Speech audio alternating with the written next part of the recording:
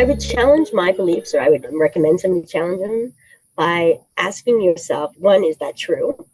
And going and doing your own research to see if that is true. So, can you fly?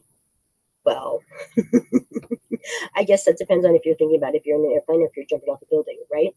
So, if you're talking about erasing your programming and changing your programming, that would be going into your subconscious mind and removing what doesn't suit you anymore and putting in what does, or what you would like to, or what's clean, maybe, without any old thoughts or patterns, behaviors, or memories, right? You just put in something clean, like this is this is that.